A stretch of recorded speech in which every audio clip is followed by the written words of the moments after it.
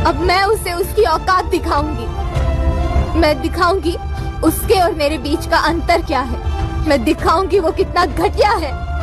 किसी से इतना भी ज्यादा गुस्सा नहीं हुआ जाता कि आप सामने वाले की इमोशन से खेलने लगे। जी हाँ दोस्तों, बड़े ही प्यार से खेसारी लाल यादव ने काजल राघवानी को बर्थडे विश किया था, लेकिन काजल राघवानी ने एक सिंगल थैंक यू तक नहीं बोला है। जी हाँ, आज आपको पता होगा कि काजल राघवानी का बर्थडे है और आज पूरी भोजपुरी इंडस्ट्री से उनको बेहतरीन विशेष आई। हमारी भी तरफ से उनके जन्मदिन की ढेर सारी शुभकामनाएं।